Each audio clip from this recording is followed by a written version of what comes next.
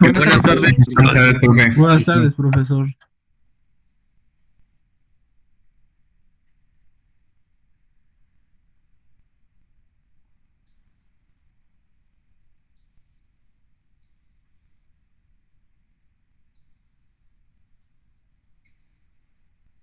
Hola, ¿están ahí? Sí, profe. Sí, profe. Sí, profe. Hola. Buenas tardes.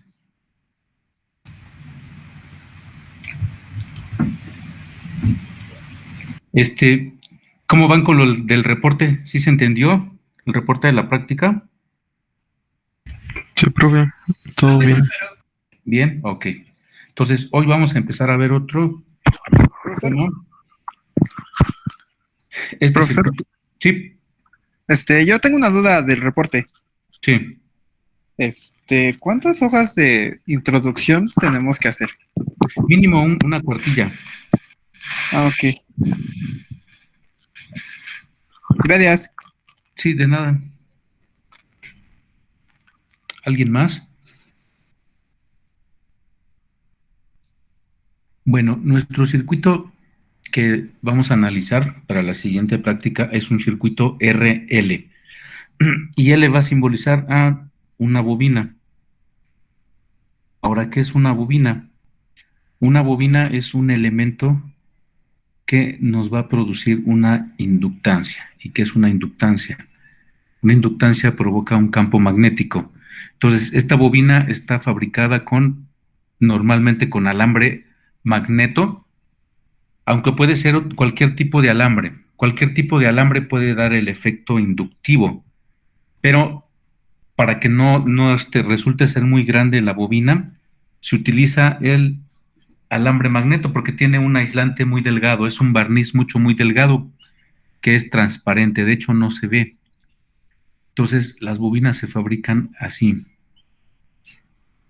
¿Cómo son las bobinas? A ver, vamos a ver cómo se ven las bobinas. ¿Todos ustedes conocen una bobina? Sí.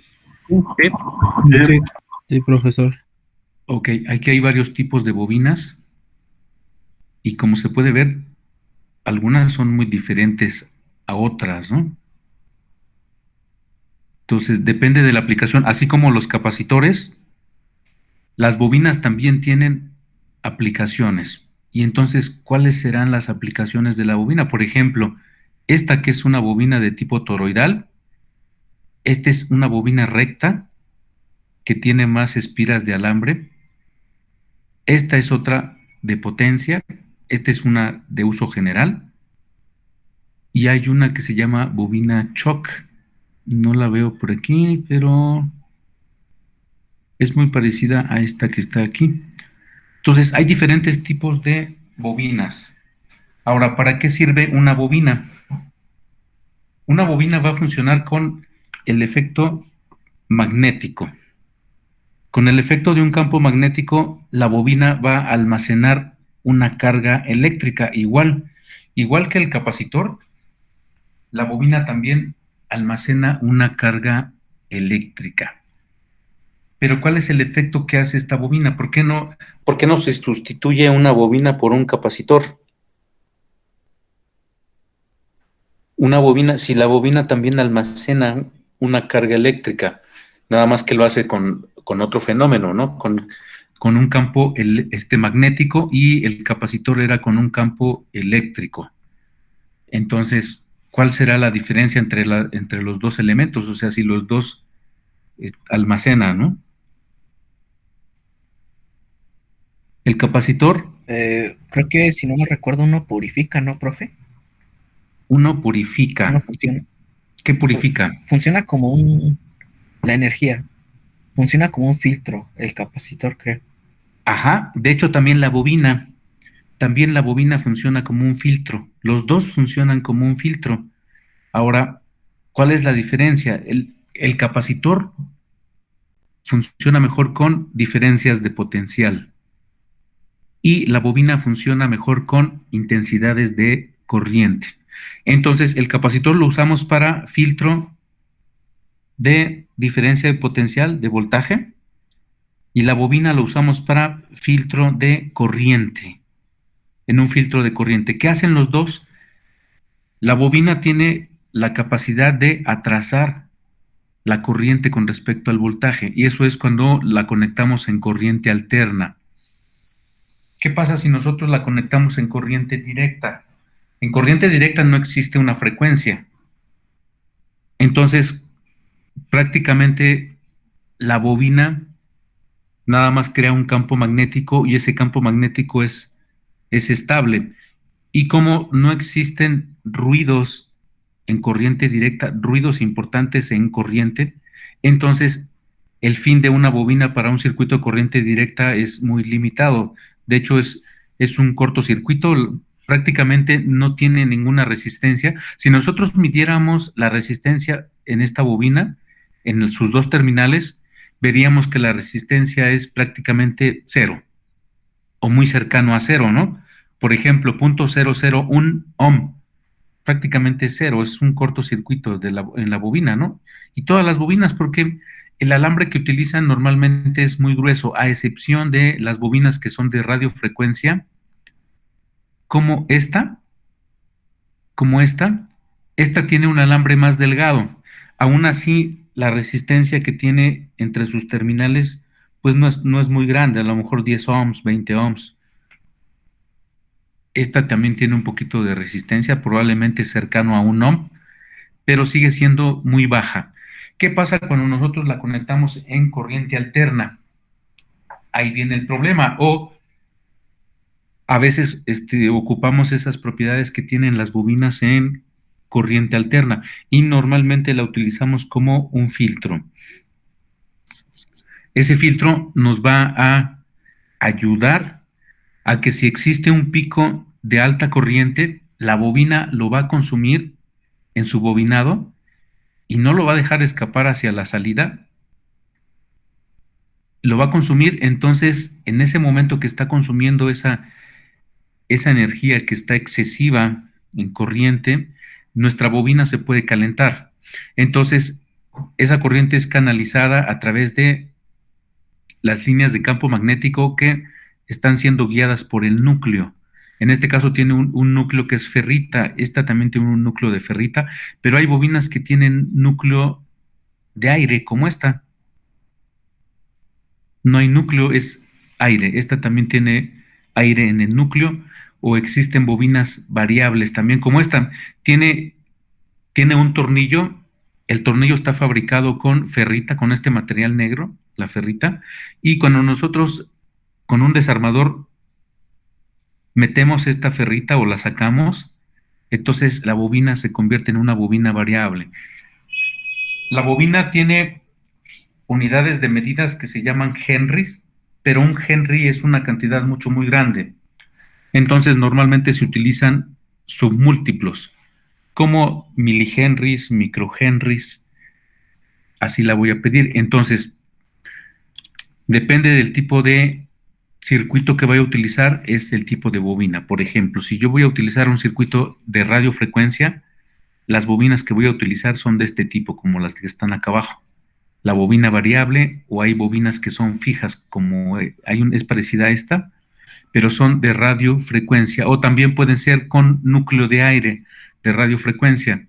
Una bobina de potencia es como esta, de tipo toroidal. Cuando yo voy a utilizar una frecuencia muy alta, cuando yo quiero utilizar una frecuencia muy alta en mi circuito, entonces utilizo una bobina toroidal, porque si yo utilizo una bobina cuadrada como esta, con un núcleo cuadrado, la frecuencia alta le va a servir como fuga de potencia a estas esquinas. Entonces las va a utilizar como antenas y se va a fugar la energía en estas esquinas. Entonces para eso se utiliza una bobina de tipo toroidal y entonces eso asegura que el desempeño sea mejor.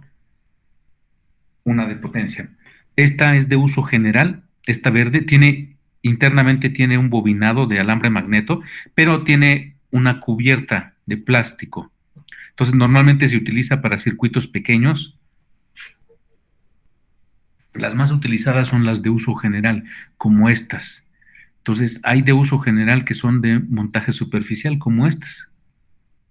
Son muy pequeñas. Se utilizan como filtros de audio también las bobinas toroidales.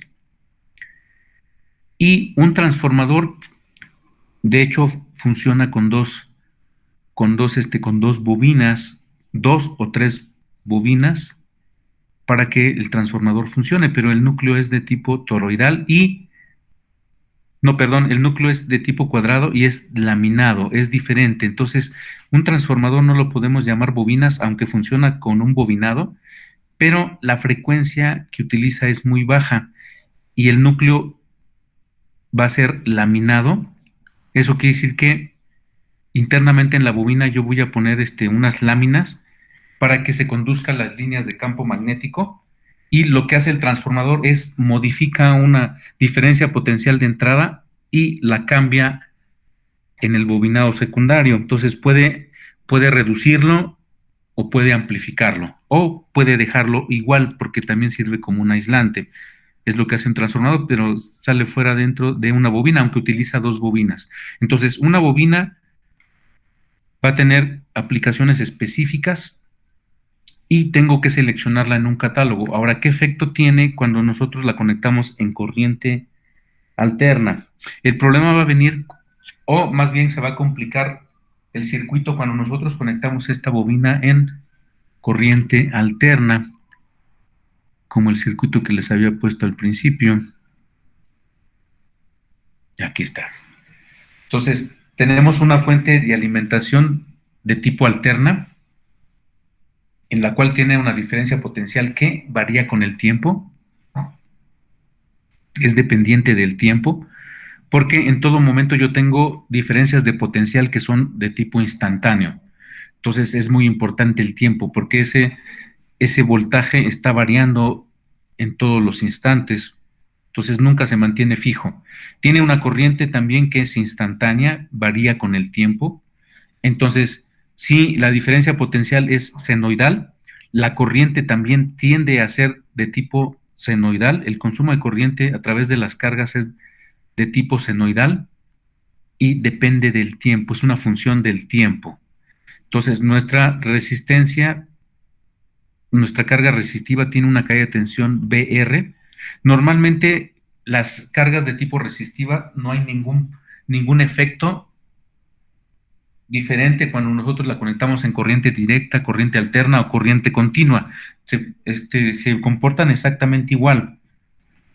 Tienden a tener el 100% de eficiencia, porque lo que hace una resistencia es que por medio de oponerse al paso de esta corriente,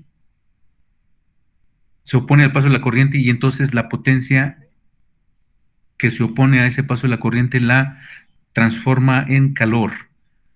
Y normalmente es el 100% en calor, aunque ya les había comentado que una carga completamente resistiva, 100% resistiva no existe en la vida normal, ¿no? Entonces, tiene parámetros que se llaman componentes parásitos.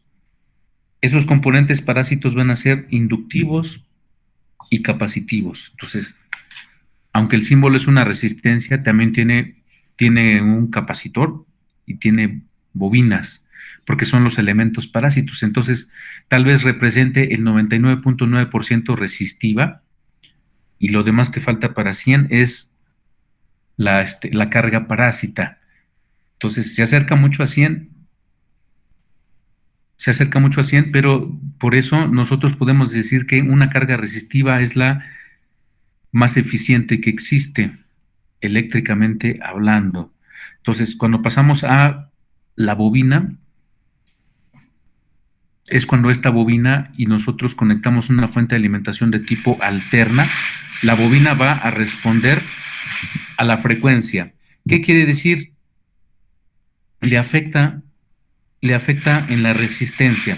Se supone que si nosotros medimos con un voltmetro, o con un multímetro, perdón, y le ponemos en ohms, nuestra bobina va a tener una resistencia muy cercana a 0 ohms. Entonces, esos 0 ohms es cuando esta bobina la conecto en corriente directa, porque es como funciona un multímetro. Un multímetro como mide esa resistencia, es de forma indirecta por medio de una caída de tensión, pero en corriente directa, porque el multímetro funciona a través de baterías, corriente directa. Entonces, lo que hace es que inyecta una corriente de tipo directa y lo que mide realmente en las terminales es una diferencia potencial, una caída de tensión. Entonces, si la caída de tensión es mínima, quiere decir que la resistencia es baja. Entonces, normalmente cuando medimos con el multímetro va a dar una resistencia bajísima, casi cero. Pero, ¿qué pasa cuando la conectamos en corriente alterna? Aparece un parámetro que modifica su resistividad. Y ese parámetro ya lo vimos y se llama impedancia. Entonces, ¿cómo afecta la impedancia a una bobina? Ya vimos cómo afectaba en un capacitor. En la bobina es muy parecido, pero como una bobina se comporta de forma complementaria a un capacitor, entonces en el capacitor vimos que se presenta un parámetro que se llama reactancia. ¿Se acuerdan de la reactancia?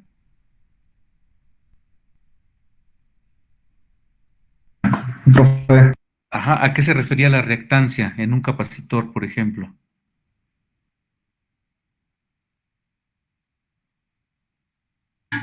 A la oposición al paso de la corriente. Ajá, sí, tiene que ver con la resistencia interna, pero nada más por su tipo de constitución. Como es una bobina, este bobinado hace que aparezca esta resistencia, pero este tipo de resistencia es una oposición extra a la resistencia que ya tiene. Tiene una resistencia que es natural porque está formada por un conductor y ese conductor tiene una resistencia eléctrica real. Entonces, la reactancia es una resistencia que se adiciona a esa resistencia real y que solo aparece cuando nosotros conectamos en una fuente de alimentación de corriente alterna, nada más. Entonces va a depender de la fuente de alimentación, de la frecuencia de esta fuente, va a depender la reactancia que se genere aquí. Entonces, esa reactancia le va a servir para crear el flujo de campo magnético. Tiene un flujo de campo magnético. Ese flujo de campo magnético frena la frecuencia que tenía esta corriente, solo la corriente, y eso hace que, como les había comentado, que la corriente tiende a ser de tipo senoidal, porque la diferencia potencial es senoidal, depende del tiempo, y entonces la corriente, el consumo de corriente también, y a través de la resistencia van a pasar en fase. ¿Se acuerdan de ese término de cuando están en fase dos señales de tipo senoidal?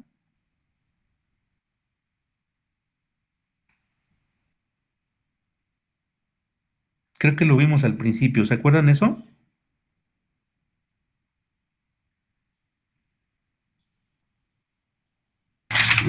No, profe. A ver, Profe, ¿no sería que cuando dos señales están en fase es cuando alcanzan el valor máximo y mínimo al mismo tiempo, bueno, en el mismo periodo de tiempo? así es, a eso se refiere cuando están en fase. Cuando están en fase es cuando dos señales de tipo senoidal alcanzan el mínimo y el máximo al mismo tiempo. Ese es estar en fase. Y eso pasa cuando tenemos una resistencia. En la resistencia pasa exactamente igual. O sea, el voltaje, a ver, vamos a ver si está una señal aquí. Voy a buscarlo aquí, un dibujo. Ajá. Aquí está. Este es el efecto.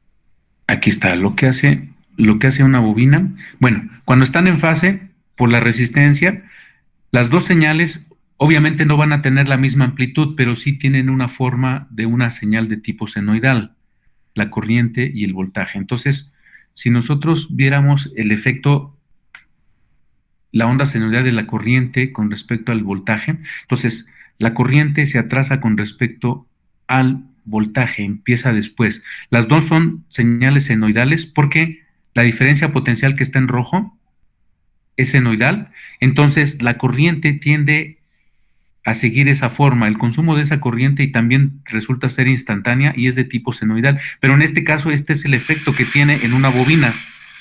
En una resistencia, las dos señales estarían en fase, o sea, esta empezaría aquí en 0, llegaría al máximo al mismo tiempo, llegaría otra vez al mínimo al mismo tiempo, a un máximo al mismo tiempo y a un mínimo al mismo tiempo. Eso estarían en fase, pero eso ocurre nada más en una resistencia. ¿Qué pasa en una bobina? En una bobina la corriente se atrasa y depende de esa reactancia inductiva, el atraso que va a tener esa corriente. Entonces, entre más grande sea el atraso, quiere decir que el desperdicio en potencia va a ser mayor. Esta es una forma ineficiente de consumir potencia. La potencia se está desperdiciando y entre más se acerca a 90 grados, de hecho aquí está el máximo que puede tener, el máximo desperdicio que puede tener una bobina y que pueda ser soportado por un dispositivo eléctrico y que son 90 grados de desfasaje. Aquí son 90 grados. Entonces aquí tenemos 0 grados, aquí son 90 grados en nuestra onda senoidal, aquí son 180 grados, aquí son 270 grados y aquí son 360 grados. Recuerdan que nuestra onda senoidal parte de una circunferencia. Si nosotros ponemos un punto en una circunferencia y la hacemos girar con una velocidad angular omega, nos va a describir esta señal senoidal. Entonces, esto corresponde aquí al máximo. Cuando empieza en 0 la corriente son 90 grados. Estos 90 grados es el máximo desfasaje que puede soportar una carga inductiva, porque este es el máximo desperdicio que puede soportar. Después de esto ya el elemento ya no sirve. Llegó a su máxima temperatura y si no tiene un mecanismo para enfriamiento, ya sea natural o forzado, entonces es seguro al 100% que ese dispositivo se va a dañar, se va a quemar.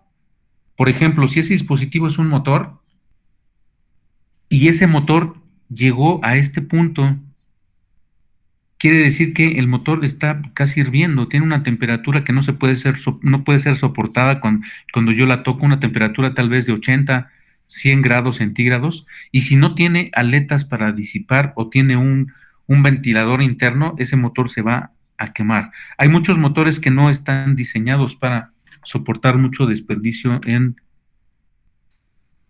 reactivos, en esta potencia reactiva que está aquí.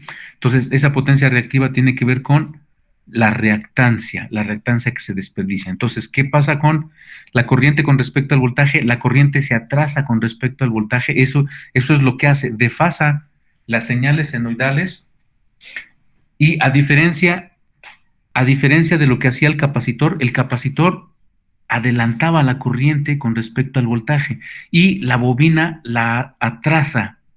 Ese es el efecto, por eso son efectos complementarios. ¿Qué quiere decir? Si el capacitor adelanta la corriente y la bobina la atrasa, entonces si yo los pongo en conjunto los dos, quiere decir que la señal la van a restablecer otra vez para que esté en fase.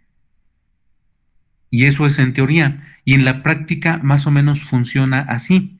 De hecho, es la razón de ser de muchas empresas.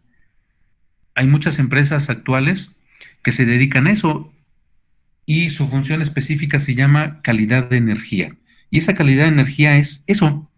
Se dedican a hacer el análisis de cargas para ver cuánto es este desfasaje en corriente con respecto al voltaje y qué es lo que hacen. Si las cargas son inductivas, como en este caso, son muchos motores. Obviamente el análisis es un poquito complicado porque aquí estamos viendo el de una sola carga, pero normalmente en una industria, en un taller, pues no solo hay un motor, hay 20, 30, 40, 100 motores, ¿no? Y de diferentes tamaños, diferentes tipos. Entonces me van a dar un atraso que va a ser combinado y ese atraso se tiene que calcular. Entonces, cuando yo ya tenga ese atraso, A este análisis le voy a llamar corrección del factor de potencia, porque esto tiene que ver con el factor de potencia.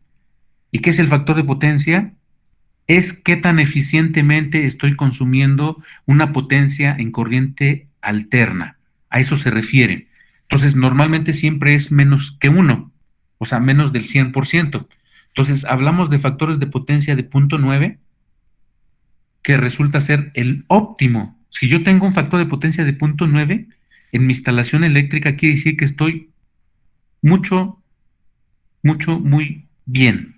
Bien con respecto a otras instalaciones. 0.9.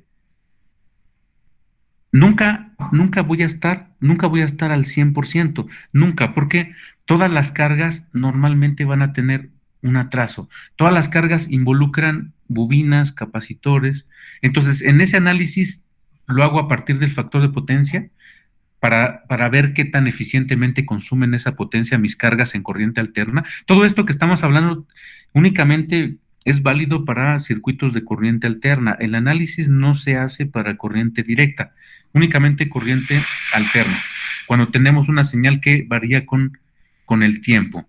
Entonces, ese análisis es un poco complicado porque es factor de potencia, y entonces el resultado es que si mi carga fue preponderantemente inductiva, o sea, la corriente se atrasó con respecto al voltaje, entonces yo recomiendo y calculo cargas de tipo capacitivas para que esta corriente que está atrasada la adelante, en otras palabras, la regrese para que esté en fase con la de voltaje lo más cerca posible a que estén en fase. Obviamente nunca voy a lograr que estén completamente en fase, pero voy a estar muy cercano al cero, ya no va a estar tan desfasado. Quiere decir que estoy arreglando ese factor de potencia,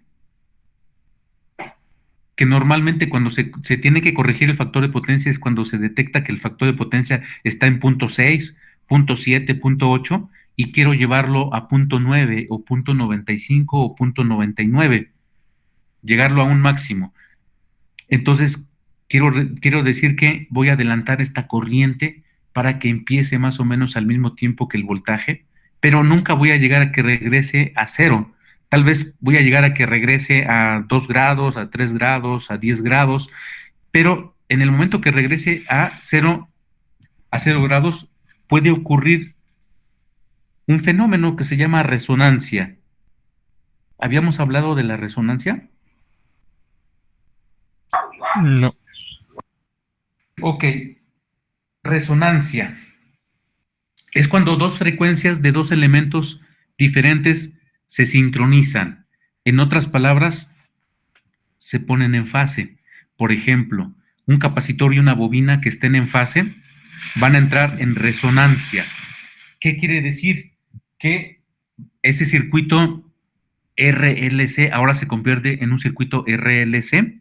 Ese circuito RLC con una resistencia, porque el circuito conectado a corriente alterna va a tener una resistencia, aunque físicamente no la tenga, pero esa resistencia va a ser parte del capacitor y una bobina.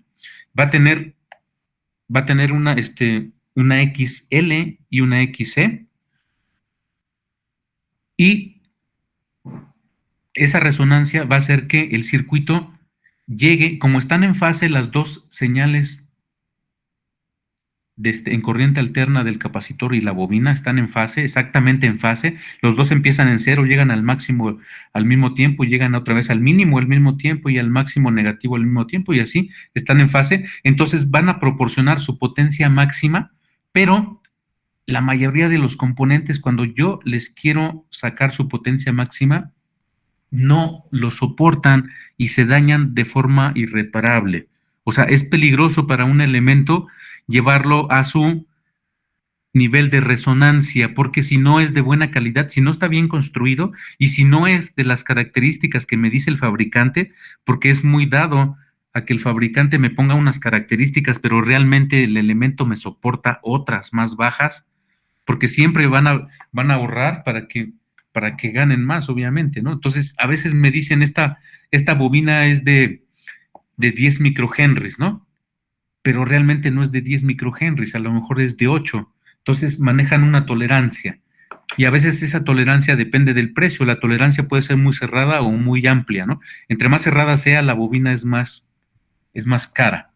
Entonces, normalmente no son de las características. Entonces, cuando yo trato de exigirle la potencia máxima, o sea, en otras palabras, los quiero hacer en resonancia, pero tal vez los destruya. Resonancia es un concepto que se utiliza, por ejemplo, cuando se quiere derribar un edificio, que un edificio ya llegó a su tiempo de vida y se tiene que derribar porque se va a construir otro. Entonces, el edificio tiene que colapsar sobre sus cimientos. El edificio yo no lo puedo tirar para que se vaya hacia atrás, hacia adelante, hacia la izquierda, hacia la derecha. Tiene que colapsar en su misma área. Entonces, para eso se tiene que calcular. El cálculo es complicado para saber qué cargas de dinamita se van a poner en los cimientos para que ese edificio colapse. Entonces, se realiza a través de resonancia. Entonces, se calcula la resonancia de toda la estructura del edificio, que es una estructura compleja porque tiene acero, tiene varilla, tiene concreto armado, tiene otros elementos, ¿no? Tiene madera, aluminio. Entonces, todo eso se toma en cuenta y se llega a una frecuencia de resonancia. Entonces, la explosión con la dinamita tiene que igualar esa frecuencia. Entonces, cuando las dos frecuencias se igualan, en otras palabras, entran en resonancia, entonces el edificio se derriba y se derriba en su propia área. Para eso se utiliza la resonancia. Entonces, en circuitos, por ejemplo, resonantes, es muy usado, pero los elementos a utilizar para un circuito resonante son muy específicos, son robustos. ¿En dónde ocupo un circuito resonante? Por ejemplo, en un horno de inducción, en una parrilla de inducción. Esas parrillas que son bobinas, pero tienen una superficie de vidrio, que son el sustituto de una estufa de gas. Entonces, nada más tengo un vidrio negro y abajo yo tengo unas bobinas que funcionan por inducción. La bobina no se calienta. La bobina lo que hace es, con una frecuencia muy alta, induce una corriente parásita en la olla y esa corriente parásita calienta esa olla y puede cocer alimentos, ¿no? Eso es lo que hace una bobina, pero la bobina permanece fría. De hecho, tiene que estar fría. Si yo quito la olla y yo toco la superficie del vidrio donde está bajo la bobina, la superficie va a estar fría, porque la bobina no es la que se calienta, la bobina induce una corriente. Bueno, así funcionan esas bobinas y funciona con un circuito resonante. Una bobina y un capacitor que entran en resonancia y entregan el máximo de potencia inductiva para generar calor. Y ese calor que generan puede ser hasta calor que funde metal, ¿no? Puede llegar a temperaturas 1500, 2000 grados, ¿no?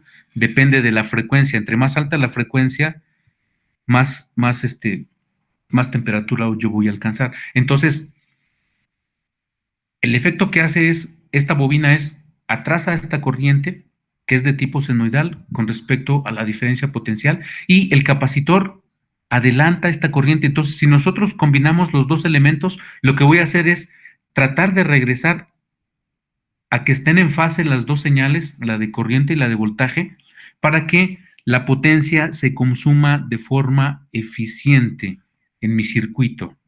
Entonces, cuando hablamos de circuitos de corriente alterna, va a ser muy importante la eficiencia con la cual se consume la potencia eléctrica. ¿Qué pasa cuando no están en fase las dos señales? ¿Qué pasa con la potencia?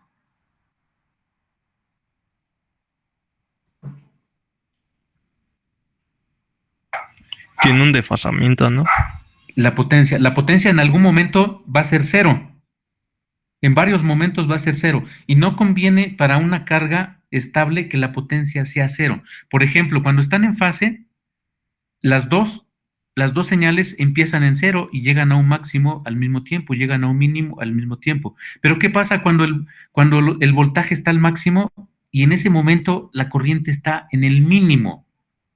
La potencia es diferencia potencial por intensidad de corriente multiplicado. ¿Cuánto es? No sé, aquí supongamos que son 140 volts por Cero.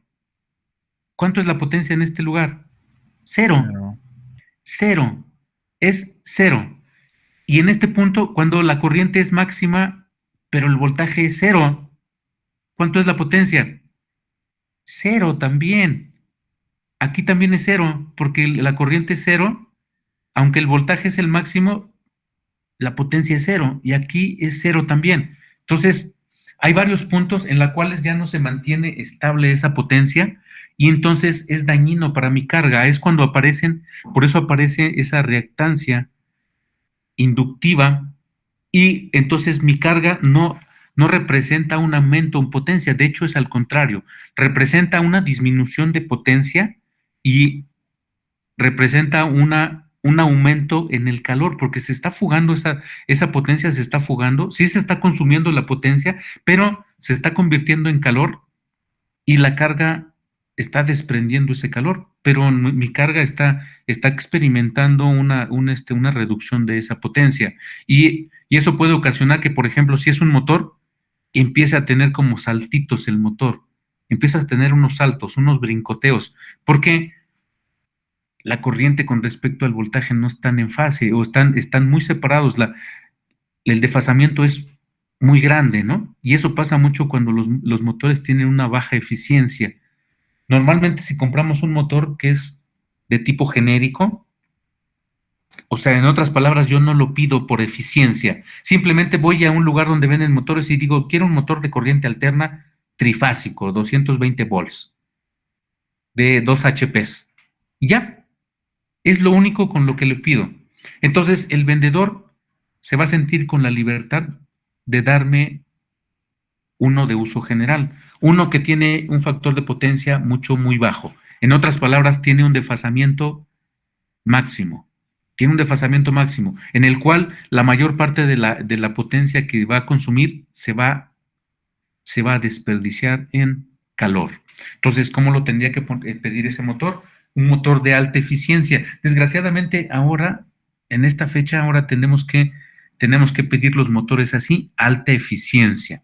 Hace 30 años, yo no tenía que pedir un motor de alta eficiencia, simplemente yo quiero un motor y yo lo escojo un motor de buena marca, que tenga una hoja de datos y que tenga curvas de desempeño, y entonces ya automáticamente me daban un motor de alta eficiencia.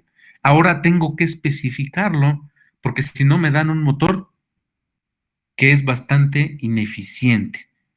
O sea, estamos hablando que antes, hace 30 años, los motores ineficientes pues eran muy raros, ¿no? Normalmente se fabricaban bien hechos, ¿no? Y eso lo podemos corroborar si vamos a una fábrica, vamos a una empresa, vamos a ver que tienen motores antiguos y son los que mejor funcionan. Y si los comparamos con el funcionamiento de motores nuevos, los motores nuevos tienen un tiempo de vida menor y si son de uso general, van a tener una eficiencia muy baja. Entonces, motores antiguos duran más, la eficiencia es mayor, por el simple hecho de que los materiales que se utilizaban eran mucho mejor. Ahora se está tendiendo a hacer los motores más pequeños con materiales más ligeros, pero a un precio mayor. Entonces, a veces nos quieren engañar con que es un mejor motor. Lo que pasa, por ejemplo, con los carros, ¿no? Lo que pasa con los carros, nos dicen que los carros ya no tienen chasis, que ya no van a tener una estructura metálica, unas vigas para que soporten los impactos, porque eso hace que consuman más gasolina y los hace más ineficientes, ¿no? Entonces, ¿qué es más seguro así?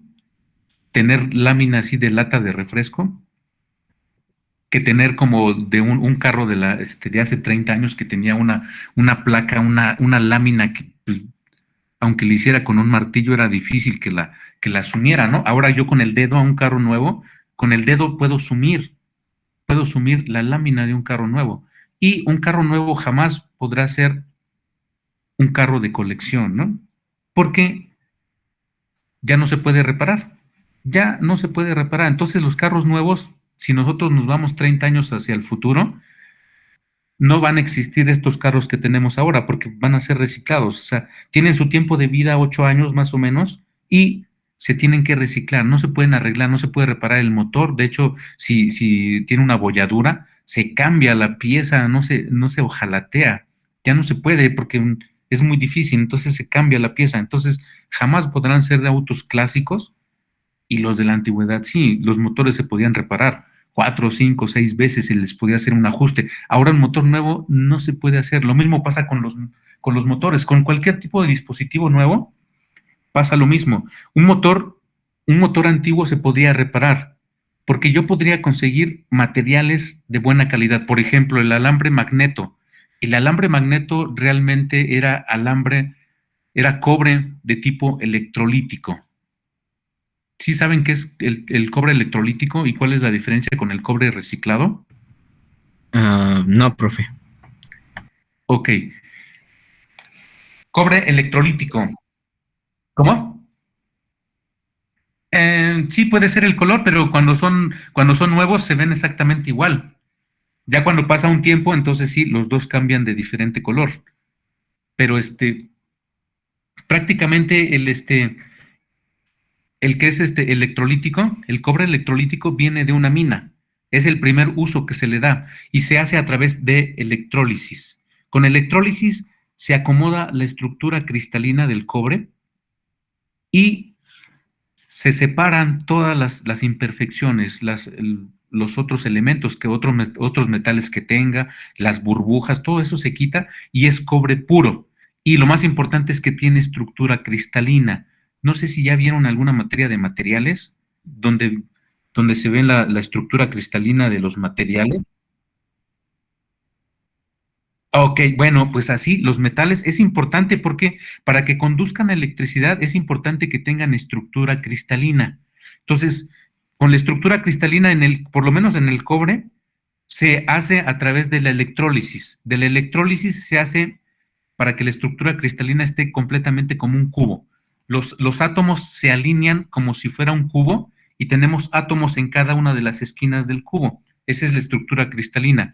Cuando no es estructura cristalina, cuando es un cobre reciclado, la estructura es deforme, no tiene estructura cristalina, están a diferentes distancias, ni siquiera es simétrico. Entonces, tiene una resistencia mucho más alta que el cobre electrolítico, es más barato porque es reciclado. Y la forma de volver a recuperar ese cobre es por medio de un horno, o sea, que se calienta por resistencias eléctricas o por petróleo, por gas, y no se retiran los elementos extraños, por ejemplo, otros metales, o si era parte de un cable eléctrico que tenía un aislante de plástico, el plástico se echa así todavía con trozos de plástico, y entonces va a tener burbujas, imperfecciones, y aún con el aislante, cuando ya vuelven a hacer otra vez el cable ya nuevo para vender, si yo quito una parte de ese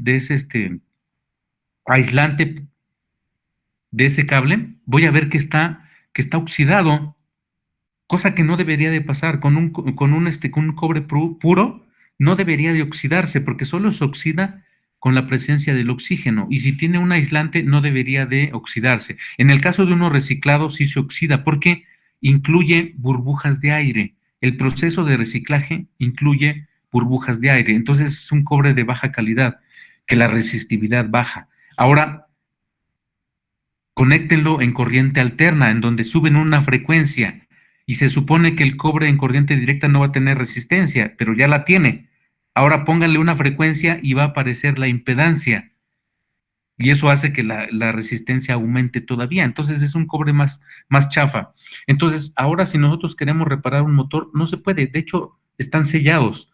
Los motores nuevos vienen sellados para que no los puedas reparar. No se puede reparar. Aunque todavía existan talleres de bobinado de motores, si lo realizan con cobre nuevo que es reciclado de mala calidad, la eficiencia del motor va a bajar todavía más. Entonces, si ya tenía un desperdicio aquí en potencia y se me quemó el motor y lo mando bobinar otra vez y utilizar un cobre que es reciclado, que es lo más seguro porque es el más barato, es una forma de detectar que el cobre es reciclado. O sea, son rollos, por ejemplo, de calibre 12 que me cuestan 300 pesos, ¿no? 100 metros. un rollo calibre 12 de 300 pesos, ¿no? Obviamente es cobre reciclado. ¿Cuánto cuesta entonces un cobre electrolítico? Está alrededor de 1,500 pesos, calibre 12, igual, 100 metros. Entonces, esa es la diferencia. Uno es cobre electrolítico, el otro es cobre reciclado. El cobre electrolítico va a tener un tiempo de vida, 40 años. El cobre reciclado, más o menos como 5 años, y va a empezar a presentar problemas, porque la impedancia va a elevarse, porque se empezó a oxidar, porque la resistencia empezó a subir.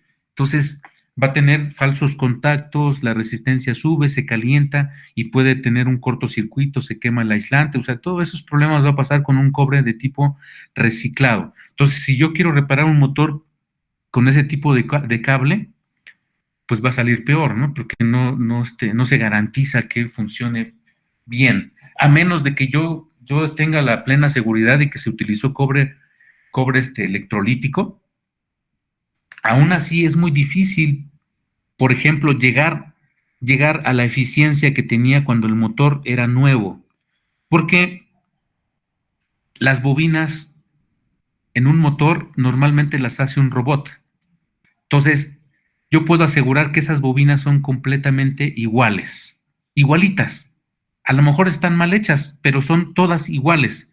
¿Qué pasa si esa bobina se hace a mano?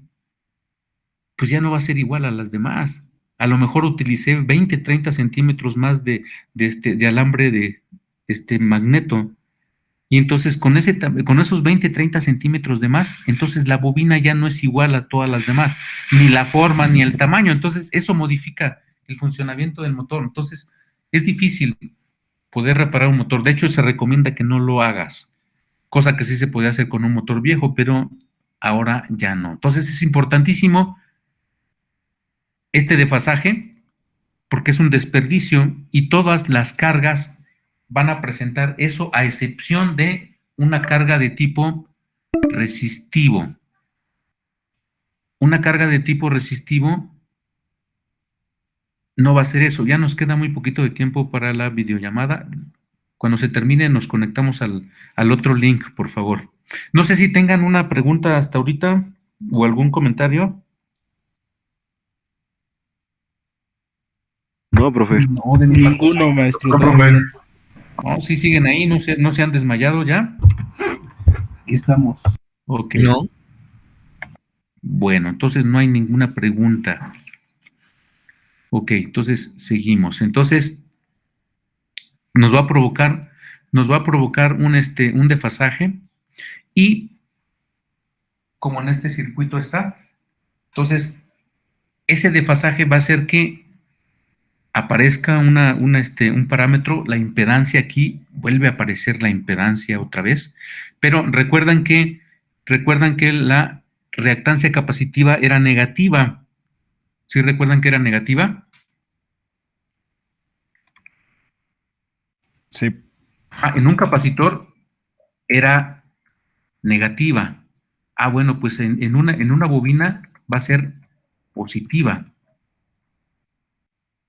Y va a depender también, depende exclusivamente de la frecuencia. Entre mayor sea la frecuencia, ahora lo que va a pasar es que la impedancia va a subir. Funciona de forma inversa que un capacitor. Recuerdan que en el capacitor, esa impedancia iba bajando conforme la frecuencia aumentaba. ¿Y cómo lo comprobamos? Con las caídas de tensiones que se supone que ayer midieron en el simulador. Se supone que las caídas de tensión tenían que ir bajando, y entre más grande iba a ser la frecuencia, esa reactancia capacitiva iba a ser menor. Entonces, aquí es a la inversa. Cuando la frecuencia se empieza a elevar, la reactancia inductiva empieza a incrementarse, de tal forma que tiende a irse a infinito cuando nuestra frecuencia es muy alta, de gigahertz.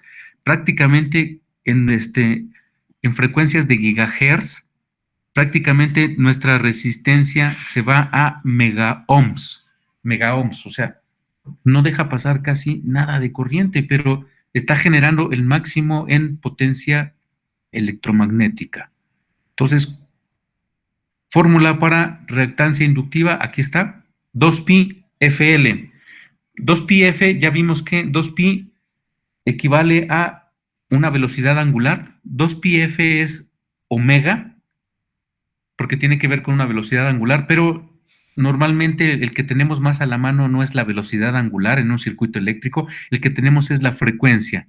Y nosotros en circuitos de corriente alterna manejamos 60 Hz. Entonces tenemos una frecuencia de 60 Hz, sabemos cuánto vale pi porque es un número fijo, es una constante, y el único que nos hace falta es la inductancia. La inductancia se mide en henrys. Aquí para sustituirlo en la fórmula tiene que ser en henrys, entonces hay que convertirlo a henrys para poder sacar la inductancia. Entonces nuestro siguiente circuito para simular, para la práctica, va a ser un circuito RL, va a ser este. A la fuente de alimentación vamos a variarle la frecuencia, o sea, lo mismo que se hizo con el capacitor, pero ahora con la bobina, en este punto vamos a poner un voltmetro para ver las caídas de tensión a diferentes frecuencias bajas, medias y altas, para ver cómo varía esa diferencia de potencial. Entonces, resistencia igual es de 1 kilo ohm. Vamos a ponerlo de 10 microhenrys. Entonces, se va a calcular. Recuerden que la reactancia inductiva, al igual que el capacitor, únicamente se puede calcular. No podemos medirla. Tenemos que calcularla. Entonces, se calcula con las frecuencias que se están modificando en la fuente de alimentación de 12 volts. Y entonces se hace lo mismo que en la práctica anterior, pero ahora con una bobina. ¿Preguntas? Profe, había dicho algo acerca de el inductor, que cuando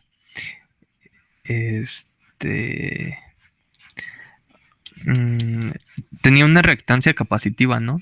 Y que era el doble. Ajá, sí, obviamente también el inductor va a tener componentes parásitos, así como la resistencia tiene componentes parásitos en capacitivos e inductivos.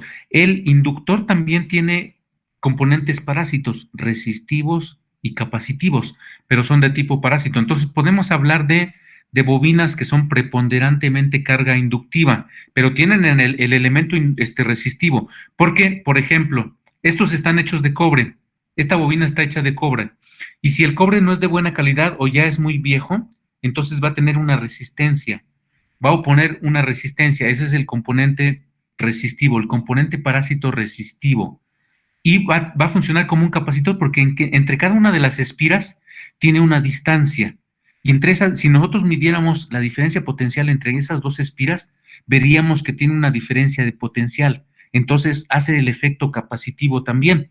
Entonces tiene los dos elementos también. Entonces no existen las bobinas 100% inductivas, tienen elementos parásitos, entonces tal vez sea 99.9% y el restante son parásitos resistivos y parásitos capacitivos. Entonces tiene elementos, pero normalmente en el análisis de un circuito esos elementos se desprecian, o sea, no los tomamos en cuenta, a menos de que fuera un análisis de laboratorio, entonces tendríamos que tomarlos en cuenta. Pero en este caso no va a ser tan exacto. No vamos a utilizar instrumentos de medición de precisión, ¿no?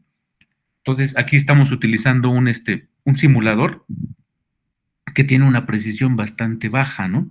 Entonces, obviamente no podríamos medir los elementos parásitos.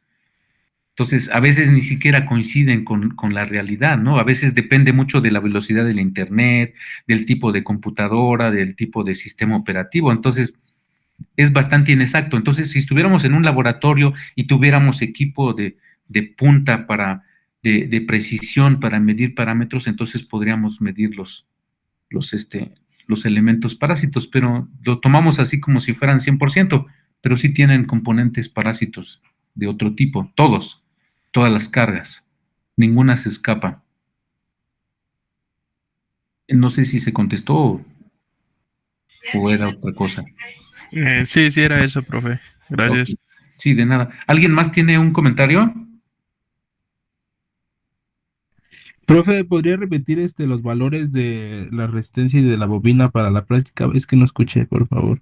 Ajá, la resistencia es de 1 kilo ohm. A ver, se los voy a poner aquí en el chat. Resistencia R igual a 1 kilo ohm. Resistencia a 1 kilo ohm. Bobina igual a 10 micro henries. Fuente de alimentación. Fuente de alimentación es 12 volts. El voltaje tiene que ser RMS, es importante. Entonces, lo que tenemos que variar es la frecuencia de esta fuente de alimentación. Entonces, 1 kilo ohm, 10 microhenries. Tal vez no tenga mucho efecto con 10 microhenries porque es muy pequeño. Pero como lo vamos a hacer simulado, pues en el momento de que se hagan las mediciones, ahí nos vamos a dar cuenta que no varía mucho. Entonces le cambiamos, en lugar de microhenries, le ponemos milihenries para que el efecto inductivo sea mayor. Y entonces la reactancia suba. Y entonces ahí sí se va a poder ver mejor. Pero vamos a ver si con 10 empieza a verse, ¿no? ¿Algún otro comentario? Yo me quedé con una duda, profesor. Sí. ¿Por qué aquí se va a ocupar voltaje RMS y ayer no? Ayer no. Ayer también, ¿no? Sí, ayer sí. Era también. Ayer. Le hice mal. Sí. ¿Con qué frecuencia se...? Hay que empezar con frecuencia baja, de 60 Hz. Una frecuencia baja, de hecho, como nuestras instalaciones están mínimo a 60 Hz, pues es difícil bajar a esos 60, ¿no? Entonces, de 60 es la más baja y después podemos subir a 100, a un...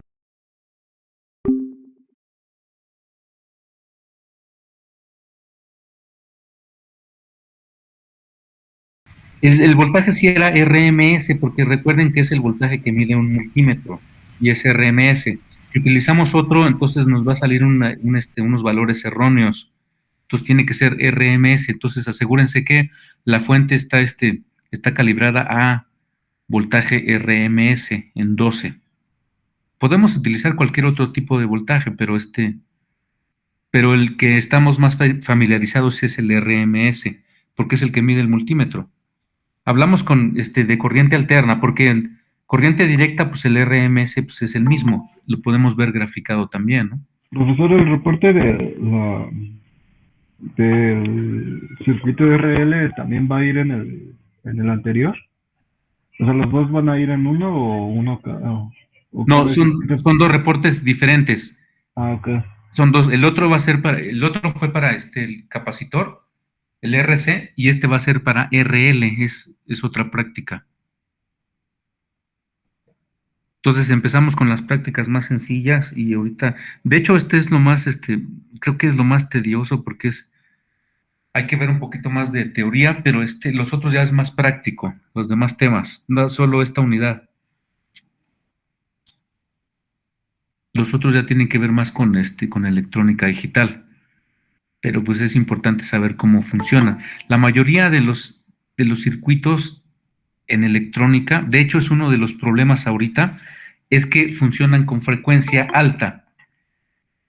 Esa frecuencia alta va a meter un componente de ruido bastante dañino en una instalación eléctrica. Entonces, ¿qué quiere decir? Que si yo tengo en mi casa, pues, tecnología de punta, por ejemplo, tengo la última pantalla, la de 8K, la de 70 pulgadas, tengo la laptop, la última que salió con Core i7, tengo el refrigerador que se conecta a internet y todo eso, entre más nueva es la tecnología, genera más ruido. Y ese ruido se filtra a la instalación eléctrica en la parte de corriente alterna y provoca muchos problemas. Eso hace que ese mismo ruido que genera el dispositivo se regresa al dispositivo y lo daña.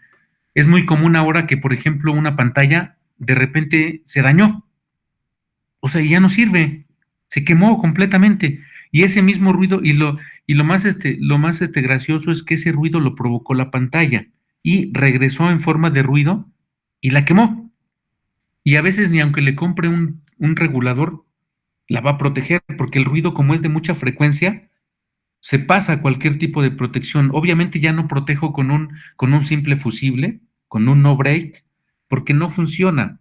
Si el ruido es electrónico, la protección tiene que ser de tipo electrónico, que responda a esa frecuencia, y esas frecuencias son de gigahertz. Los componentes son bien especializados. Y entonces los componentes de seguridad, que es uno de los capítulos que creo que vamos a ver también, la parte de seguridad, las protecciones, van a ver que es muy importante seleccionar la protección y depende qué es lo que quiera proteger, porque no es lo mismo proteger una computadora que proteger un equipo de laboratorio, o proteger un torno, proteger un motor, o proteger un foco, o una pantalla, ¿no? Es totalmente diferente, las protecciones son diferentes. Y si no, yo no tomo en cuenta todos esos parámetros, no existe una protección genérica, ahora ya no. Antiguamente sí podría decir, es que yo tengo un interruptor termomagnético en mi instalación eléctrica y tengo un fusible de recuperación rápida y así con eso, ¿no? No, esos son protecciones de tipo genérico, funcionan para cargas antiguas. O sea, para cargas nuevas ya no funcionan. En otras palabras, si yo tengo un interruptor termomagnético y un fusible, no me protegen para nada con mi pantalla nueva. Entonces, si yo la compro de buena calidad, internamente ya tiene su protección. Pero si no, no la va a tener. Y aparte, aunque tenga una protección interna, en México tenemos un sistema eléctrico bastante ruidoso. Como es una sola empresa que nos proporciona esa energía eléctrica y no existe el mantenimiento, por lo menos el mantenimiento preventivo. Entonces, cuando nada más se está acostumbrado a hacer el mantenimiento correctivo, o sea, cuando ya las cosas se quemaron, entonces previamente existen muchos problemas. Es lo que está pasando ahorita, las líneas de transmisión muy ruidosas y eso hace que haya problemas en todos lados. Entonces, la frecuencia tiene mucho que ver, por eso era importante ver la parte de los capacitores y las bobinas, porque el efecto es bastante dañino y si no lo tomamos en cuenta, no estamos viendo la realidad. Entonces, no sé si tengan alguna pregunta o comentario. Profe, Sí, ¿cuál es el voltímetro o es multímetro? el voltímetro es el que mide nada más diferencia de potencial. O sea, puede ser voltímetro, volmetro, o es un elemento, en la actualidad es un elemento que está metido en un multímetro. El volmetro nada más mide volts, pero Ok. es una parte de un multímetro. Aquí en el multisim puede ser voltímetro porque nada más mide volts. Y si queremos amperes, tenemos que poner el que tiene el circulito con la A y amperes o ampérmetro, ¿no? Entonces tiene varias formas. Antiguamente eran separados. O sea, si yo quería medir volts, yo tenía que comprar un volmetro o voltímetro. Si yo quería medir amperes, tenía que comprar un amperímetro o ampérmetro. Pero después esos se incluyeron en un solo dispositivo que se llama multímetro. Ahora es más usual ver un voltímetro. Ok. Ujú. Pero ahí Gracias, profe. en el simulador sí están independientes, no es uno solo. Por eso hablamos de volmetros. Esta, esta práctica que se va a entregar, o más bien con el inductor, la hacemos el jueves y la entregamos este jueves en 8, ¿verdad? Ajá, no, yo creo que la haríamos el lunes, ¿no? El lunes tenemos también, ¿no? Ah, ok. ¿Y la entregaríamos el jueves también o No, hasta el otro lunes? hasta el otro lunes, o sea, Ah, ok. cuando se termine, tienen 8 días para entregar el reporte. Vale, Si se termina el lunes, tienen hasta el otro lunes para entregarlo. Así es. vale, vale. Bueno, Gracias. Profe, bueno, sí, yo ya la hice. ajá, La primera, que es a 60 Hz, sí, me dio un valor de 45.828 microvolts. ajá. No sé si está bien. Pero eso ya es con la bobina. Sí, ya es con la bobina. ¿Quiere que comparta pantalla para que lo vean? Ajá. Permítame, por favor.